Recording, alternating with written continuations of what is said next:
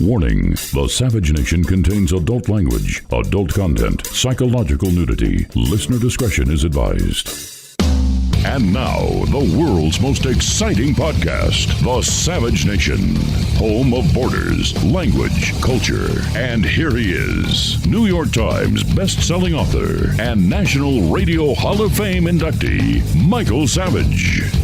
All right, welcome to the Savage Nation podcast. You know, sometimes things fall in place the way they should. Today's podcast was simply going to be about Trump's legacy or Trump's report card, really. I'd rather call this Trump's report card. But then Larry King died over the weekend, and I wrote a little eulogy to him on Twitter. I'm going to have some comments on Larry King. And then something fell in place. We found an interview Larry King had done with me in 2017 where he calls me, "You're the father of Trumpomania. Are you happy with it?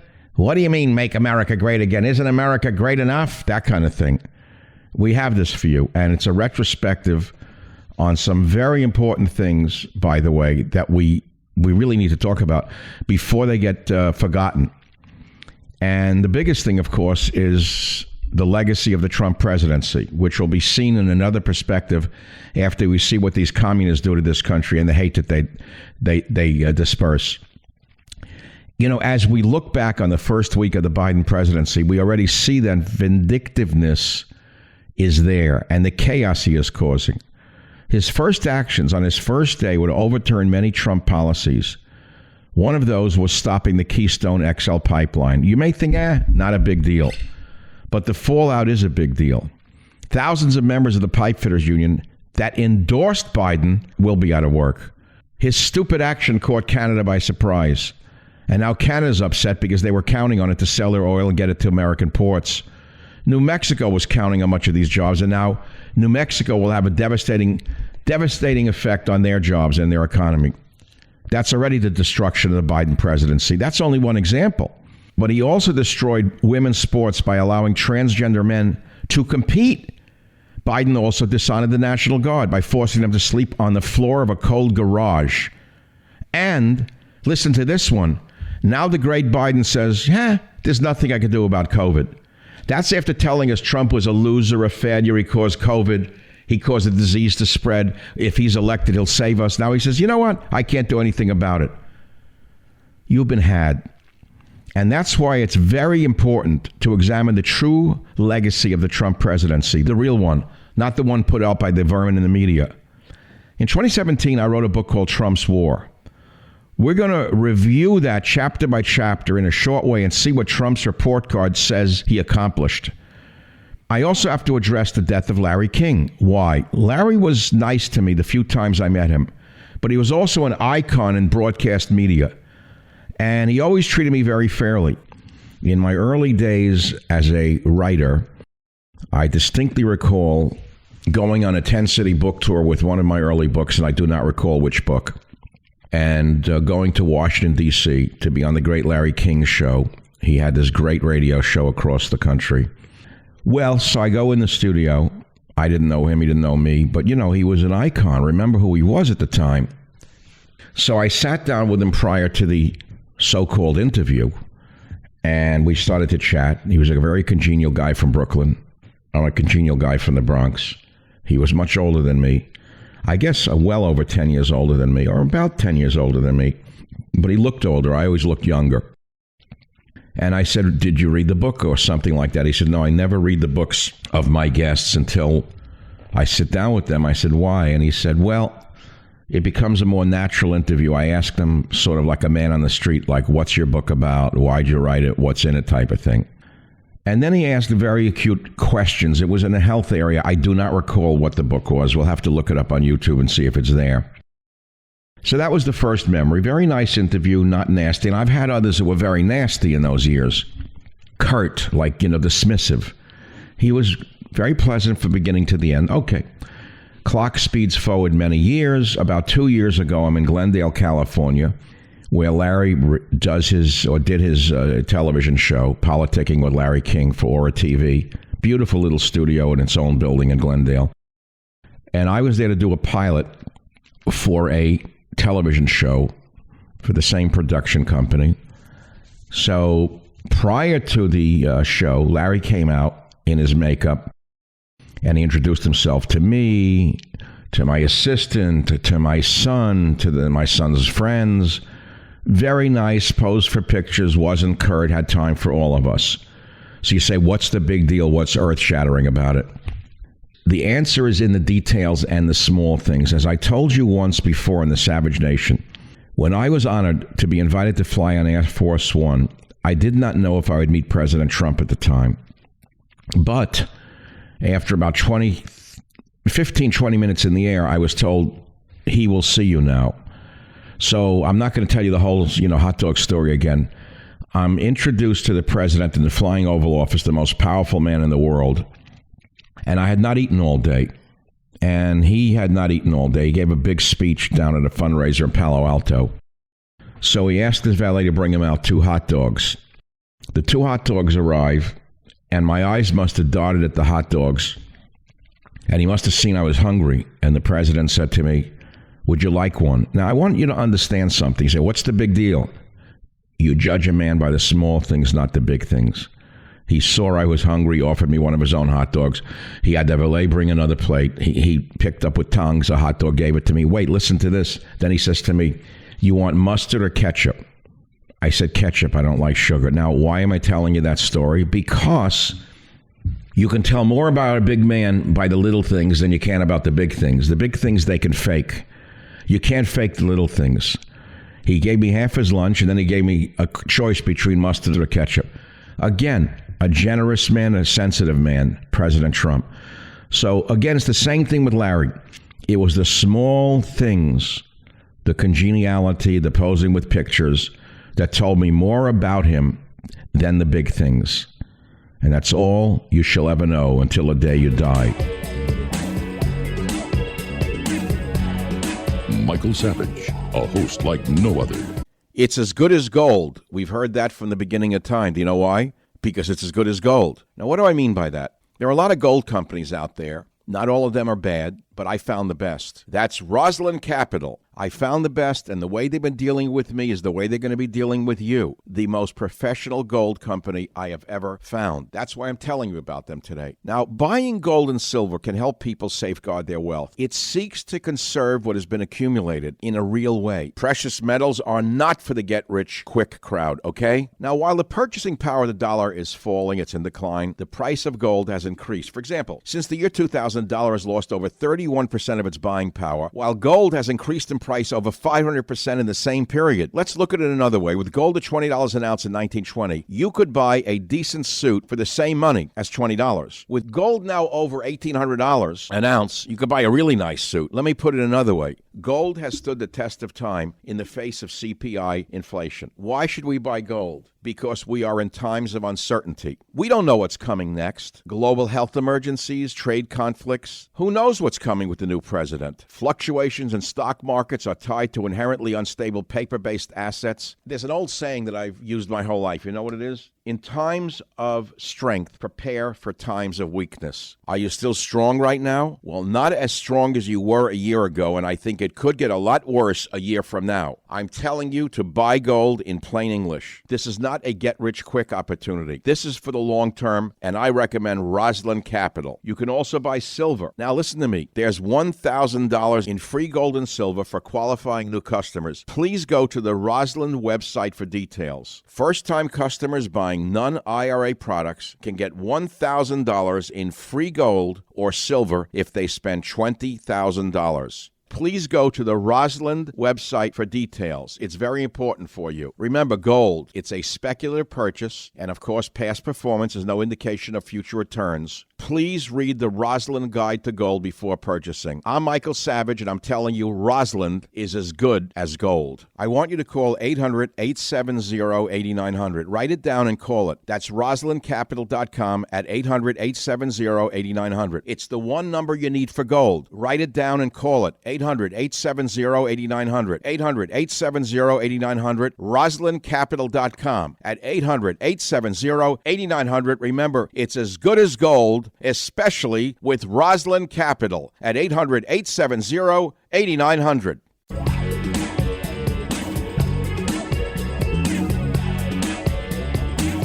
When Trump's war came out, Larry invited me to an interview at his studio in Los Angeles.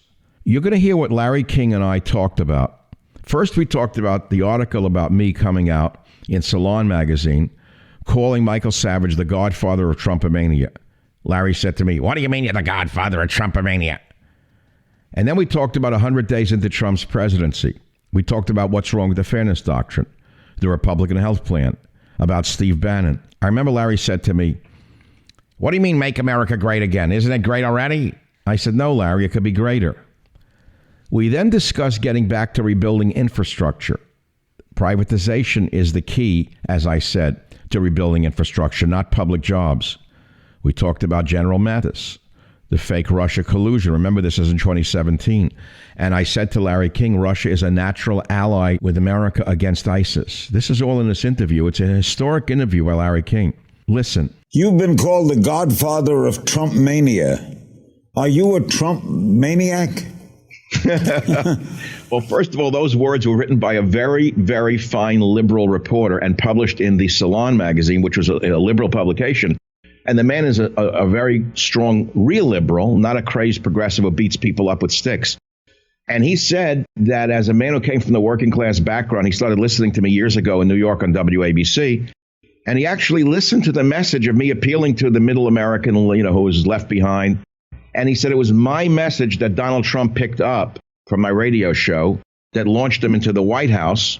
And he called it Trumpomania. All right, it's almost 100 days. What do you make so far? Unfortunately, the obstructionists have blocked almost everything he has tried to do. Whether you agree with his policies or don't, and I'm sure you don't agree with many of them, he has been, unfortunately, not very successful in getting many of his ideas across. However, I have to remind people that from a conservative point of view, had Hillary won, I know you'd be happy today, it would be a different landscape right now. She was going to go after the First Amendment through the so-called Fairness Doctrine, which would have had me taken off the air, for example. I agree with the Fairness Doctrine. I lived with it all those years. You have to be fair. What's wrong with that? That's not the Fairness Doctrine. It was the Fairness. I lived with it every year on the radio. Every year. No. The Fairness Doctrine's different, Larry, today. They would say that for every comment, for example, that I make a conservative, there has to be a counterpoint for liberal conservative. What's wrong with that? Commentary.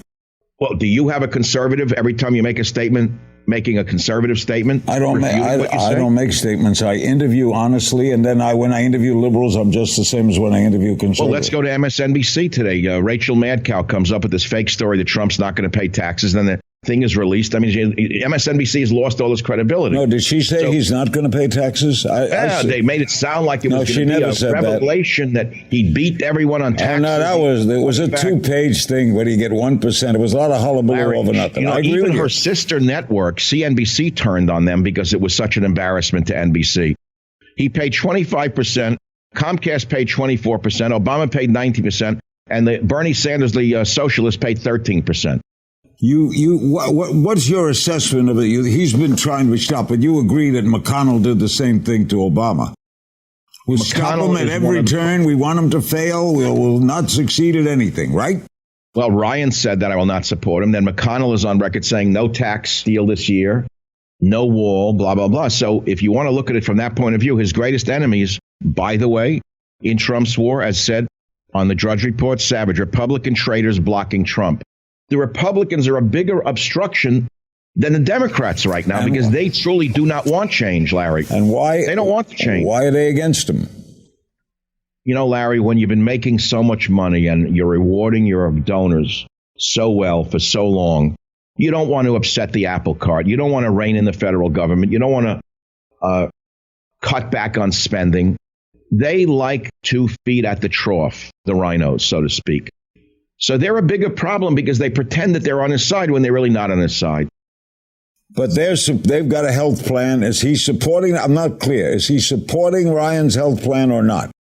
Trump. No one knows. It's such a confused mess. I have a solution to the health care problem, which I talked about for 2 days. I like single payer. You don't like single payer. Here's my solution. You ready? Simple. See if it works for you. When I turned 18, I had to get car insurance. They wanted a very high rate because I was a teenager getting a license, and most teenagers get into more accidents than middle-aged men. So my insurance rate was going to be very high. I went to my father, who was paying a low rate, and I said, Dad, this doesn't make sense. Why are they charging me more? Why are they putting me into an assigned risk pool? He said, because statistics show teenage drivers get into more accidents. Right. I had to pay the higher tab till I showed that I wasn't going to get into accidents. What is wrong with the idea of putting high-risk individuals into high-risk insurance pools? Why should everyone pay the same amount? Let's say you're in a high-risk profession. You're a deep-sea underwater welder. You're at a high risk of getting injured. You should pay more than an old lady who goes to church 3 times a day and doesn't work in such a profession. As my friend, the late Walter Ullin, used to say, money is not the only thing. Health is 3%. Very fun. Okay, you think this health plan is going to pass? No, I think it's dead in the water. What do you think of Steve Bannon? Let me put it to you this way. I don't know Stephen. However, I have said on the radio, and I'll say it again on Larry King, that while Stephen's philosophy is similar to my own, it's very patriotic and nationalistic, which is what I've been preaching for 22 years, borders, language, culture. I think he misled the president in going too fast and too hard in the wrong direction. He should have focused on domestic policy first. I try to get that message to the president. Stop with the Brexit and stop with what's in the international sphere. Let's go out and take some of your billionaire friends and invest in rebuilding a steel plant in Western Pennsylvania and say America is back again and show that steel plant being rebuilt. Jobs in West Virginia, jobs in Pennsylvania. That's what I would have advised, but no one asked for my opinion. But how do you undercut the prices of steel from other countries, which they pay less, so they charge you less? So why should the manufacturer pay more? And because we want you, America's patriotic, but the guy who owns the factory, the guy who orders the steel will pay the least.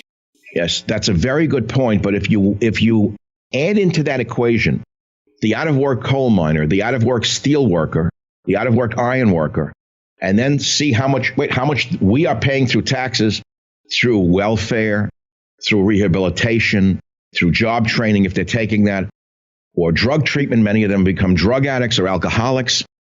The steel isn't really cheaper. If you take in the cost of the social costs on top of the additional cost of U.S. steel, it'll come out less than it will buying it from South Korea. We've got to rebuild the infrastructure here, Larry. The Midwest is hollowed out. Look at our bridges, roads, and tunnels. A disaster. Yeah, of course. But Obama tried that, and the Republicans rejected it every time. You got to admit that, Michael. Come on. Well, there's a difference here, though. You're asking a very important question. Trump said he's going to do $1 trillion infrastructure plan. How does it differ than Obama's stimulus plan of $1 trillion, right? In my book, Trump's War, I have a whole chapter on privatization. I'll give you a quick example. In the East Coast, everyone's driven on a turnpike, right? Turnpike. Where does the word turnpike come from? Pike is the same thing as a gate that goes up and down. After the Revolutionary War in this country, all roads were built with private investment, Larry. They were toll roads. Toll roads. That's where it came from. The pike went up, turnpike. It went up and you paid your toll and you went on your merry way. So it would be a big difference if his billionaire supporters built some of these roads and highways at the lowest possible cost, because they're businessmen, as opposed to the highest possible cost, which is what we have now, with the infrastructure construction costs going to shady characters who are doing government bidding. So what I'm saying is, if we rebuild the infrastructure, Larry, with private investment in some of these things, a new bridge, a new tunnel, a new road, that's a way to solve the problem without increasing taxes. And how do you put a limit on how much the guy makes from charging the toll on the private road? Supposing it's paid back in 2 years, does he stop charging? I don't know. Never thought about it. We'll have to think about it. Why should he make money after that? Do they ever pay off? Have they ever paid off the George Washington Bridge, Larry? All right. Are you concerned? Have they paid off the Holland? Larry, have they paid off the Holland Tunnel yet? Okay, we got a lot of things to get into. It's a hell of a book. You're always on target, Michael, whether people agree or not. Because you listen. At least you listen. You're fair. I always listen. Okay. What do you think? Defense Secretary James Mattis said, if you don't fund the State Department fully, and they're trying to cut it 30%, I think, then I need to buy more ammunition ultimately. Think he's right? I don't know what the ammunition has to do with the State Department. Because if you don't support diplomacy, you're going to have fighting. I think that Mattis is a little too internationalist for my taste. I know I'm not supposed to criticize any of these generals, but I don't think he's 100% the right man for the right job. I don't agree with him. I think the State Department is wholly overfunded, largely over-bureaucratized, too many employees. It's a government unto itself, and I think it needs to be cut drastically. I think Mattis is wrong. Are you concerned about the Russian story and Trump? Everyone's a Russian spy. My father came from Russia. I guess I'm a Russian spy. No, are you concerned that obviously there were celebrations all over Russia when he was elected? I had a blince the other day. I think maybe I was secretly spying on America for the Russians. Nonsense is a nonsense story. How do you know? Why did Russia suddenly, Larry, come on. Why did Russia suddenly become the bad boy and our enemy? For years, in the first years of the Obama administration, we were getting along with Russia. Yeah, because they were our best friend. Putin did not like Hillary. She was hawkish, too hawkish for him. And he supported Trump. There were celebrations all over Russia. I don't blame them. I really don't blame them for celebrating in Russia. So why shouldn't we be concerned if Russia is kind of our enemy? They're not our enemy. The last thing we want on earth is a new superpower as our enemy. Larry, Russia is our natural ally against ISIS, the worst scourge since Hitler. The only reason ISIS is on the run in the Middle East is because of the Russian Air Force. We were doing nothing. Obama was faking it. He did nothing against ISIS. Dragged his heels. So there's nothing about Russia. What if you found out that Russia got involved in our election? Don't tell me as an American you would not be pissed. I don't know that they did. No, but if they did. This we know. We know this. We know that Russia apparently hacked the DNC information. What do you think of that? But they did. Just that enough. That in and of itself, what do you think of that? What did they find out by hacking? Wait a minute, hold it. What do you think of them hacking it? They found out that they were smearing Bernie Sanders and using his Jewish heritage against him. But what do you think of them hacking it? So they did us all a favor. They uncovered the lies of the Democrat Party. So it's okay if I hack your phone and find out something so I can reveal it about you? My Samsung TV is watching. I have to buy a Silk Robe now to watch TV with my dog. If Russia hacked the DNC, it's okay. Right? I don't know whether it's okay. It's a done fact. I don't know whether it's okay. And by the way, every country hacks everyone else. You think that we're not hacking other countries? Okay, so if you catch someone speeding and he says everyone else is speeding, that's all right, right? No, it's not all right. But the British spy on us. And your friend Obama, by the way, went to the British intelligence services. It came out the other day. I don't think you saw the story. And he had them try to hack Trump Tower. There are 3 sources reporting that he went to the British intelligence service and had them hack the Trump Tower. What did they actually find? They deny it. Okay, fine. No, our spy agency is going to admit it. Stay right there. We'll be right back with more of Michael Savage. Here's the book, Trump's War, His Battle for America. The Savage Nation. It's Savage on demand.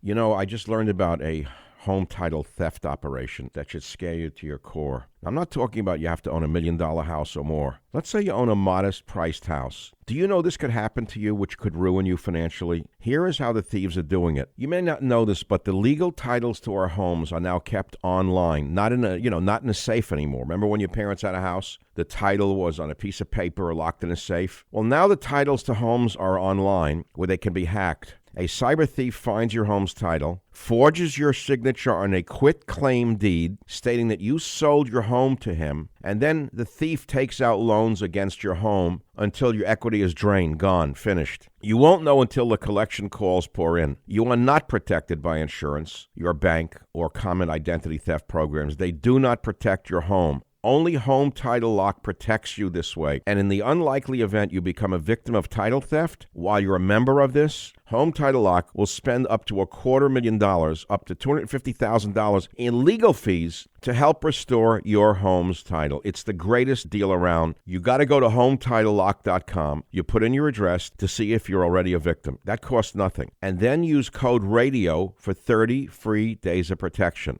That's code RADIO at HometitleLock.com. And by the way, while you're looking into this, there's a story about a group of thieves up in the Seattle area who are claiming that they're a sovereign nation of some kind, and they're claiming homes that are not abandoned, but they're empty, being sold. You got to look into this. Please protect yourself. Go to HomeTitleLock.com. Use code radio for 30 days of protection. That's HomeTitleLock.com. Code radio at HomeTitleLock.com. Thank you.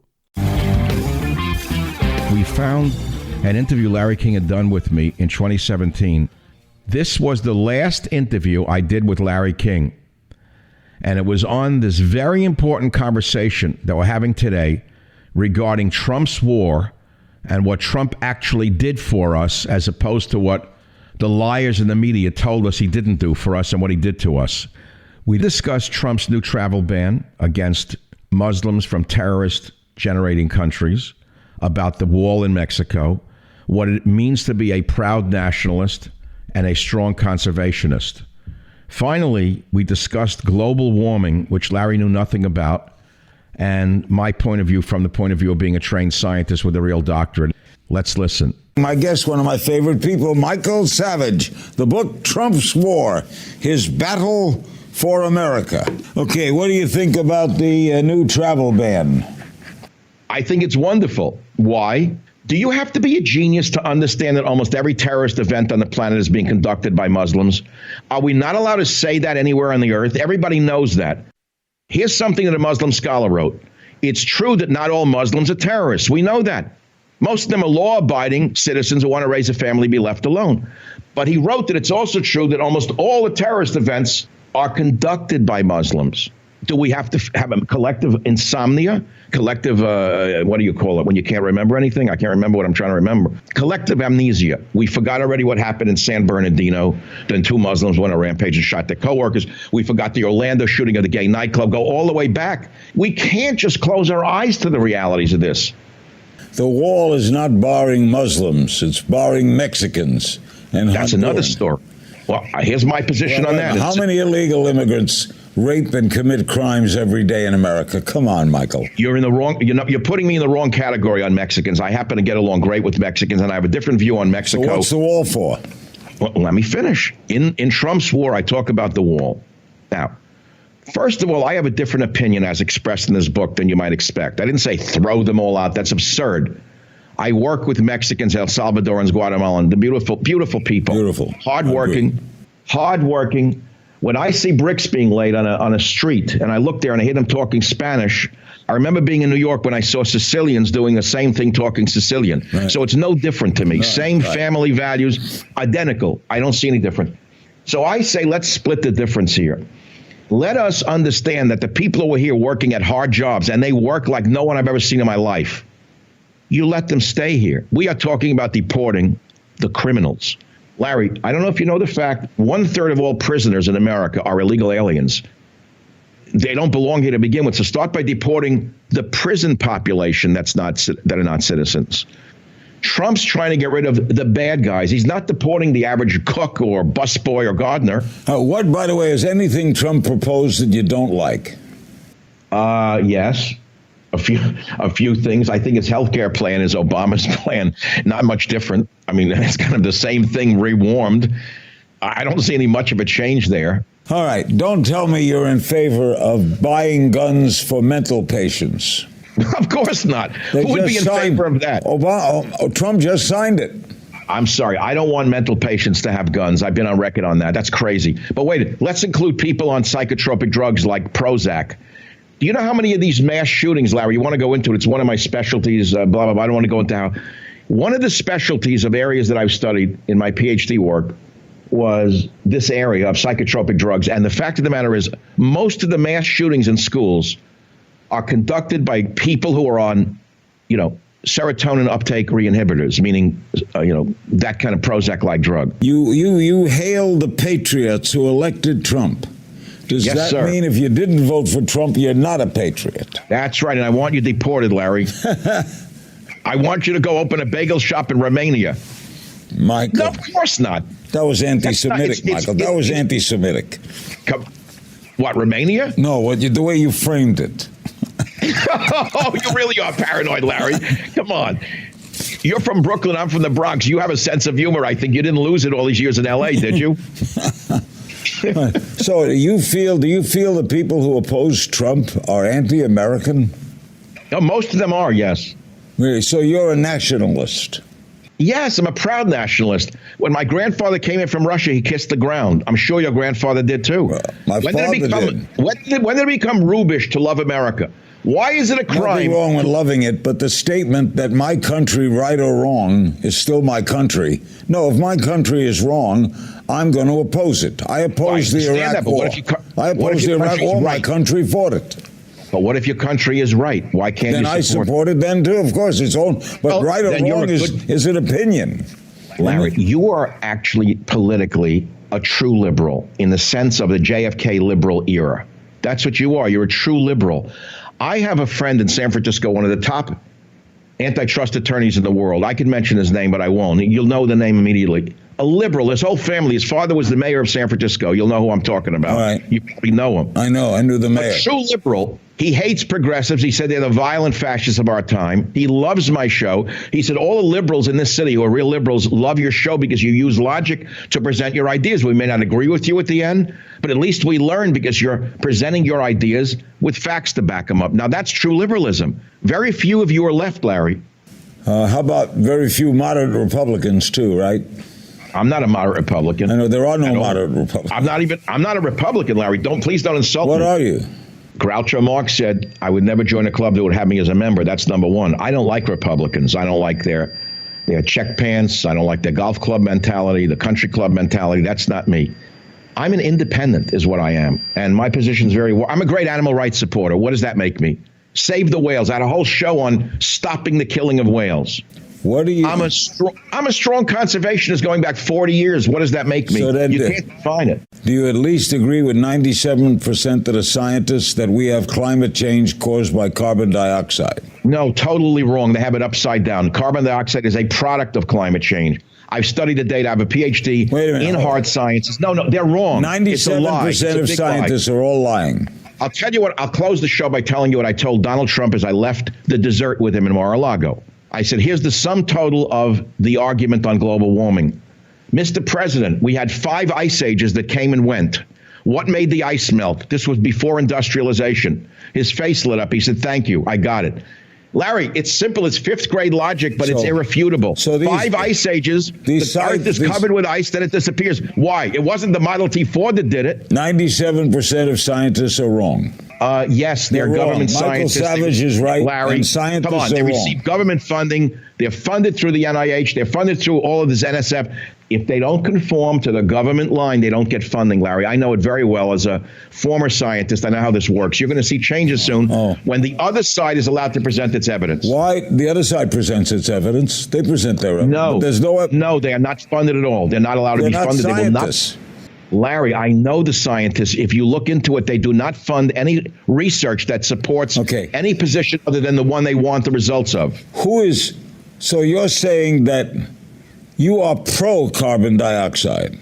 You keep bringing it up. Larry, when you grew up, you want to talk about carbon dioxide? Without carbon dioxide, we'd have no plant life. Well, we learn a lot.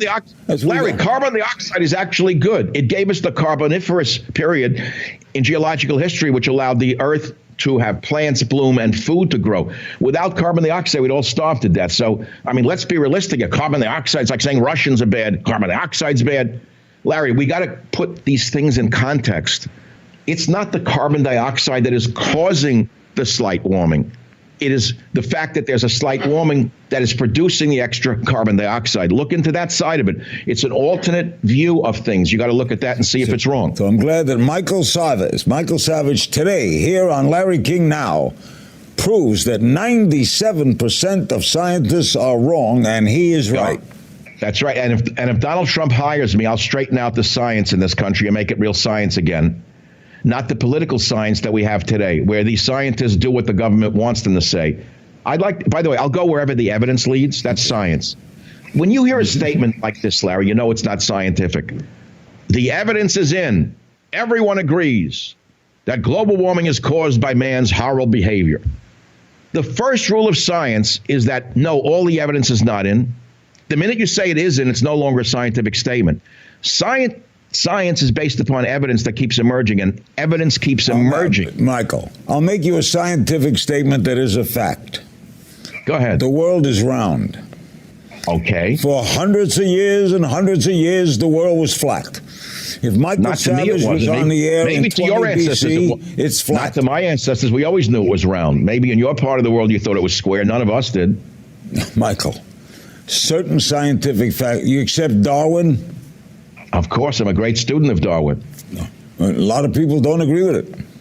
But I don't agree with them. Okay. Trump doesn't agree with Darwin. But Larry, Darwin's results were based upon the evidence that he found as an independent scientist poking around in the Galapagos and elsewhere. Right. Today's science is not run like that, Larry. It's run off government grants.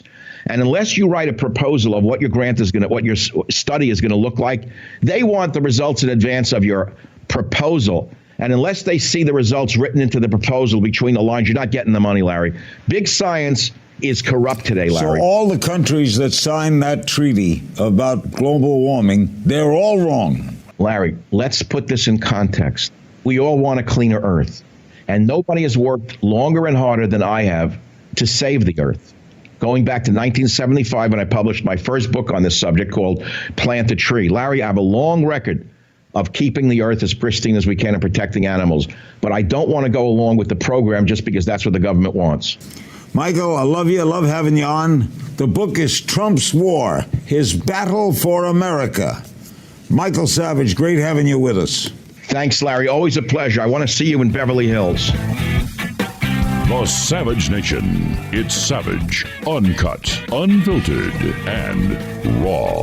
You know, I'm a car lover. I've talked about my cars for years. No one knows cars as well as I do. So why am I telling you this? Because with the increasing numbers of makes out there, Fiat, Kia, all these makes, Pacifica, XT5, it's almost impossible to stock all the parts you need in a regular chain storefront auto parts store. Why would you want to endure pointless or seemingly intimidating questioning, either on the phone or at the counter with the nasty guy behind the counter, and wait while the counter man orders the parts on his computer? So you got to understand, chain stores have different price tiers for professional mechanics and do-it-yourselfers. But RockAuto.com's prices are the same for everybody, and they're reliably low. RockAuto.com always offers the lowest prices possible rather than changing prices based on what the market will bear like airlines do. This is for everybody. Rock Auto does not require membership or account login. It's a family business. It serves auto parts customers online, and they've been doing it for 20 years. And RockAuto.com will help you get auto and body parts, by the way, from hundreds of manufacturers. Body parts, too. They have everything from engine, control modules, brake parts, tail lamps, motor oil, even new carpets. Whether it's for your classic car or daily driver, get everything you need in a few easy clicks delivered directly to your door. You ought to get the RockAuto.com catalog. It's unique, remarkably easy to navigate, quickly see all the parts available for your vehicle, and choose the brands, specifications, and prices that you prefer. Again, the prices are reliably low at RockAuto.com, and they're the same whether you're a do-yourselfer or a professional. Please go to RockAuto.com right now and see all the parts available for your car or cars or truck. Write Savage Nation in their How Did You Hear About Us box,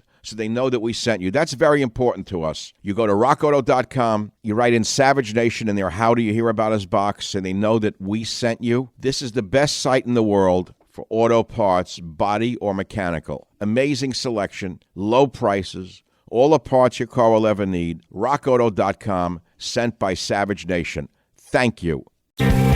Trump's war. How did we do?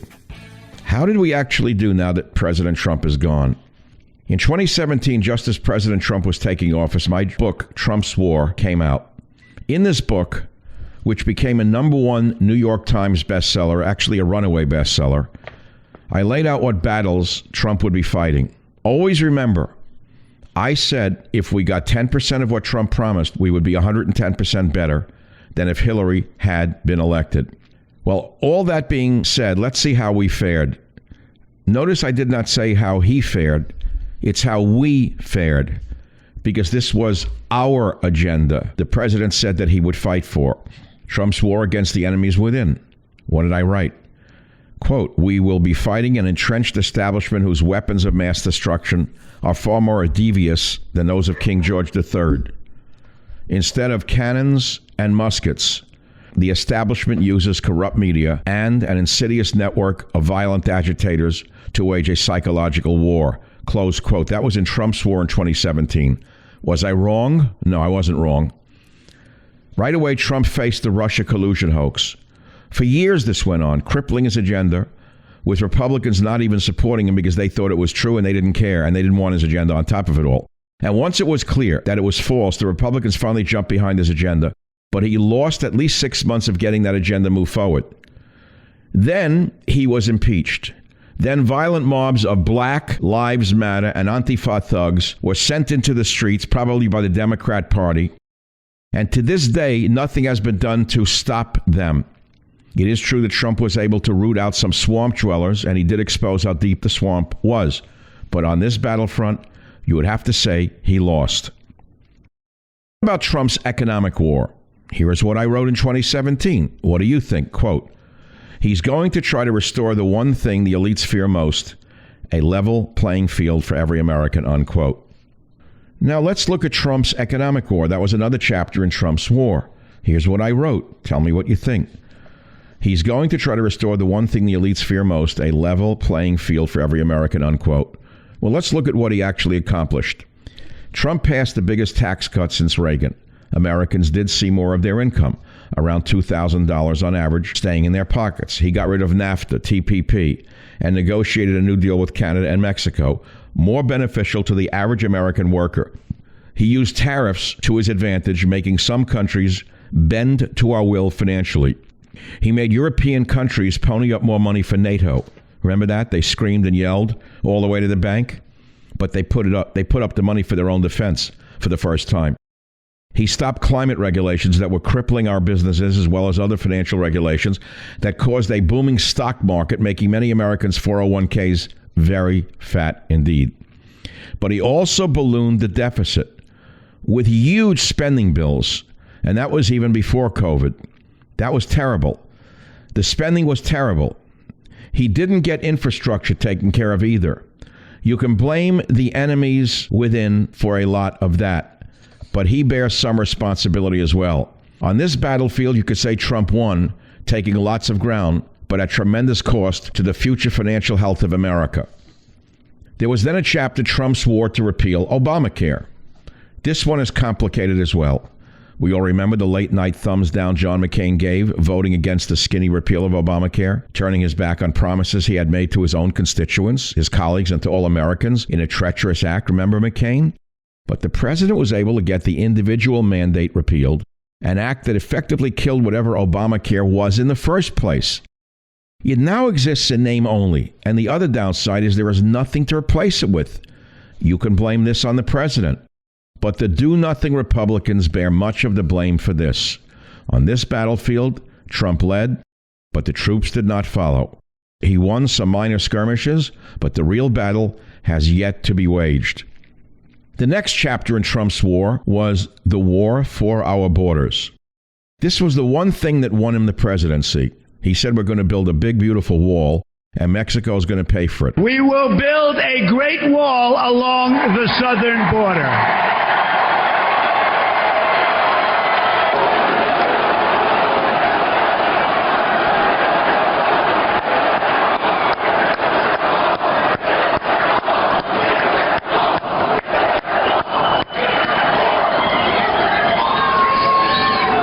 And Mexico will pay for the wall.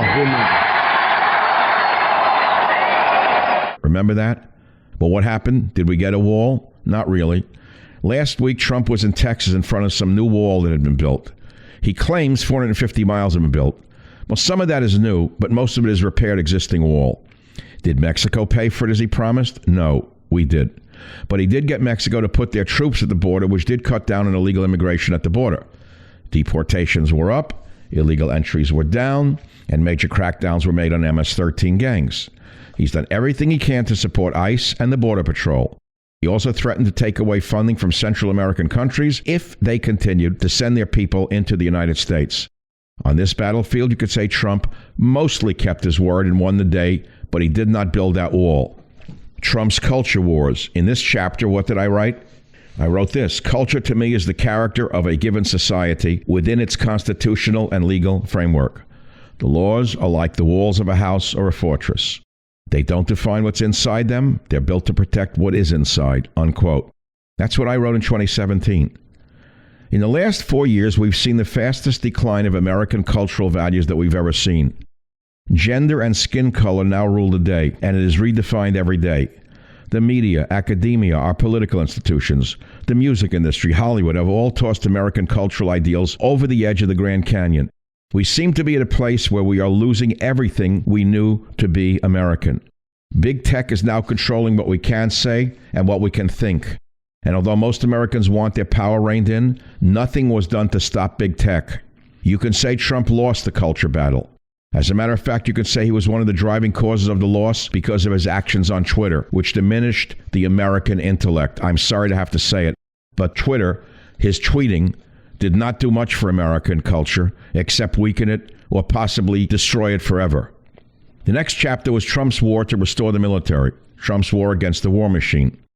These are very big and clear wins for Trump and for all of us. He reminds us constantly that when he took office, the generals told him how low we were on ammunition. Low on ammunition. That's what Obama had done to us. Obama had depleted our ammo. As a man who loves his nation, the president knows this requires a strong military. So he spent what was necessary to rebuild our military. At the same time, he was the first president in 20 years to de-escalate our war footing.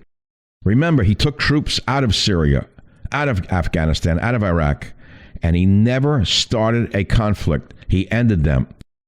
These were battles fought well and to great victory. Trump was a man of peace.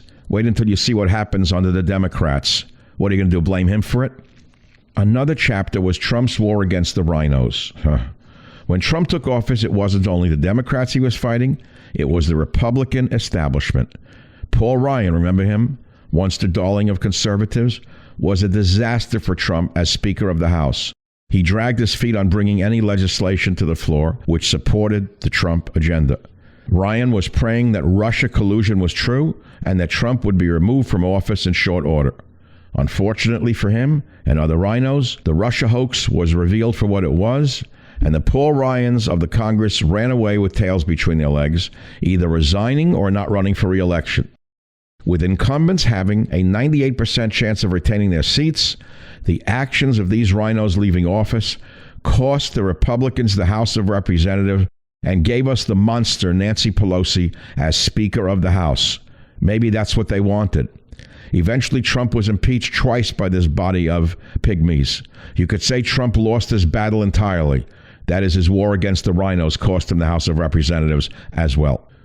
Trump's war to restore real science. That's a good one. One of the first actions the president took was to pull out of the Paris Climate Accords. Then he rolled back crippling environmental regulations such as the Obama mandate that if you had a puddle in your backyard, the federal government could claim that as a protected waterway. I happen to disagree with some of Trump's environmental policies, particularly on rolling back protections on endangered animals, on authorizing drilling in the Arctic National Reserve. And in the book Trump's War, I wrote an entire chapter on cleaning up the NIH and CDC. Unfortunately for all of us, we saw how badly these institutions were failing as the COVID pandemic hit. Now Dr. Fauci is the face of those organizations. He is still there. That is a huge failure of the president. He should have gotten rid of Fauci long ago. Operation Warp Speed was a scientific miracle. But the problems and the problem individuals within the NIH and the CDC still exist. We're all wearing masks and businesses are destroyed. That is a total failure and a loss in this battle. There is no science. It's all politics today. In the next chapter of Trump's war, it was Trump's war for the First Amendment. Trump exits his presidency banned from social media. Conservative platforms are being taken down from the internet. Companies are cutting off donations to anyone related to Trump. The cancel culture is the new reality. This battle on the First Amendment, if it was even fought at all, was lost. He lost the entire First Amendment for all of us, and you can blame him in part. It happened because he would not stop tweeting. What about Trump's war for the Second Amendment from Trump's war? This was a strong one for Trump. Some major court cases were won regarding gun rights. He appointed 3 people to the Supreme Court who supposedly will decide the right way on the Second Amendment. Let's wait and see, and let's hope. Finally, there was another chapter, Trump's war against the deep state. This war started before he even took office, when Obama had the FBI and CIA spying on the Trump campaign, while at the same time accusing him of working with the Russians. He fought for years and eventually came up a winner in the Mueller probe. But deep state members were still embedded in the White House, leaking negative news stories to the press, most of which were proven later to be untrue. Then they impeached him with a phony whistleblower. Then, when COVID broke out, the deep state worked from the inside to make it look as if the president's handling of the crisis was inept and dangerous, which eventually led to his downfall on Election Day. It's just what Chuck Schumer warned in January of 2017 when he said, let me tell you, you take on the intelligence community, they have 6 ways from Sunday at getting back at you. So at the end of the day, ladies and gentlemen of the Savage Nation, what's the verdict on Trump's war? How did we fare? I would say we got much more than we expected, but at the same time, we're much worse off than before he became president. That sounds like a conundrum, doesn't it? It isn't. It's not entirely his fault. He exposed the swamp for all to see. But these establishment and deep state types are so dangerous and embedded, it is almost impossible to beat them. Trump won some battles, but lost the war. Because mark my words, no one like him will ever be elected again if they have anything to do with it. And believe me, they have everything to do with it. Home of borders, language, culture, the Savage Nation. Let's look at Trump's legacy together. Right now, he's a disgraced president, according to the vermin in the communist or internationalist media. They have smeared him on the Russia collusion story, which was a lie from the beginning, based upon the fake Steele dossier. They could not get him on Russia collusion. They then waited and waited like the snakes that they are, like the pygmies that they are. And they got him with the big lie that he caused the pandemic to spread in America, which is another big lie. I will remind all of you, once again, those of you who care about the truth, that back in February, Trump banned all travelers from China. I know it for a fact because he had called me just when he had done it and asked me if he should ban travelers from Europe. I hesitated in my answer and I said, I'm not sure, because it will destroy the economies of both Europe and America. So he banned travelers from China back in early February, and recall that Nancy the crazy woman Pelosi was prancing around Chinatown in San Francisco, telling everyone to go to Chinatown and eat dim sum. The media did not cover that. The vermin in the media did not cover that. So they couldn't get Trump on the Russia collusion lie. They couldn't get him on the pandemic lie. But slowly but surely, they did get him on the pandemic lie. With the help of the pygmies in the liberal media or the internationalist media or the communist media, which is more appropriate, they pinned the tail on the donkey, or shall I say on the elephant. And they made Trump responsible for the pandemic, which was another gigantic Soviet-era lie. Now let's speed forward to the riots in Washington, D.C. a few weeks ago. Does he bear any responsibility? Yes. Why? Well, he called for a rally, number one. I don't know what he needed the rally for. I guess it was to stop the steal, he said, to reverse the election, to make sure that the election was analyzed again. That was an error. It was an error because the media was so aligned against him that he could not win. And then when the crowds arrived, and they were a large crowd, they were an army of American voters who had had enough of the vermin in the media, the vermin in the Democrat Party. 99.9% of those people were peacefully redressing their grievances as is permitted in the Constitution. Let me repeat that for those of you who don't even know. We have many, many rights in America. And amongst them is the right to redress our grievances. Burning and looting is not redressing our grievances. Beating up police is not redressing our grievances. That's for your friends in the Black Lives Matter and Antifa movements, the true fascists of our time. No, this was redressing our grievances in another way. And so people rightly went to Washington, D.C. And then what happened? A small group got out of hand. led by what we now know to be left-wing fanatics who led them through the glass into the halls of Congress itself. That's right, one of them was arrested, but you wouldn't know that following the pygmies in the media, would you? So Trump could have come out once the mobs had risen to the level of threatening Congress, the halls of Congress, and told them to go home, but he did not. He bears some responsibility for that. But let's look at his overall legacy. We do know that he brought peace to the Middle East. Not an insignificant accomplishment. In fact, a very significant accomplishment. And we should celebrate that, because I can almost guarantee you, as I stand here today before this great audience of the Savage Nation podcast, that the Democrats, who are the party of war, will get us into a foreign war within 1 year. I can almost guarantee it. Now, don't get me wrong. I'm a man of peace, and I hope that the Harris administration understands that Americans do not want to go to war again. But let's go back to Trump's legacy. Trump was the general we elected to lead the fight against, you call it the swamp, the establishment, the corrupt media, whatever you want to say. I consider myself the lead scout, walking the point in front of the American people, letting you know what dangers lie just beyond the next bend in the road or over the next mountain pass. We all knew that we were up against an enemy that will stop at nothing to defeat us. Forget the Geneva Convention or any civilized rules of engagement. The evil forces that nearly destroyed this nation over the past 8 years have done anything and said anything and destroyed anyone, including some of their own, to reverse the last election and finish the job by ushering in the Biden-Harris team of internationalists. And so from my vantage point on top of the highest mast in the land, I'm trying to report back from the front after 4 years of Trump. Well, it's been quite a ride, has it not? But what is his actual legacy? Do we actually know the history of our own nation in order to judge Trump's legacy?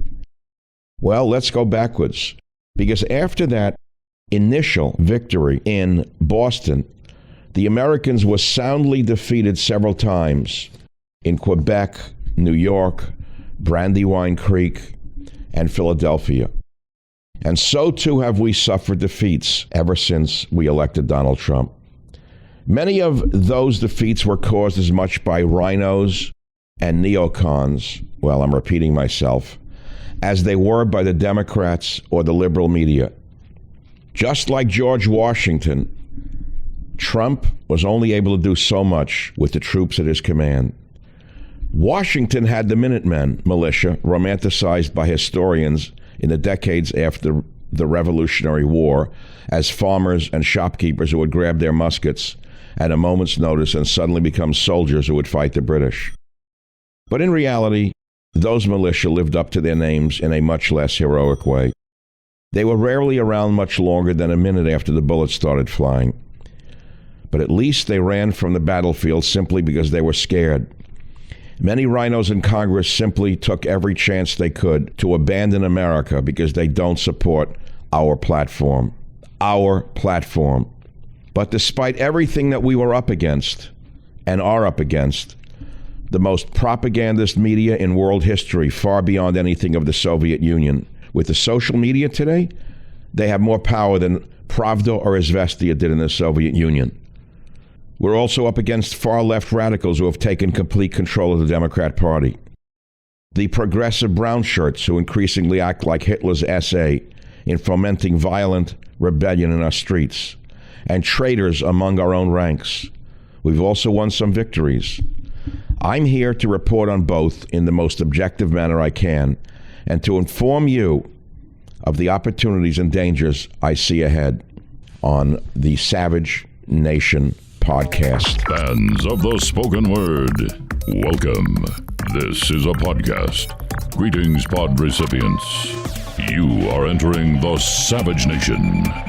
Read the book, see the movie. Well, today we had the Larry King eulogy with replays of some of my interviews that he did with me in 2017. They speak for themselves. The controversial part today is Trump's report card. Many of you will probably be unhappy one way or the other. I should say this is an interim report card because Trump's legacy will not truly be known until time passes And the only way we will be able to truly evaluate the legacy of President Trump is when we see what the Biden team does to America and the world. Thank you very much for listening. See you next time.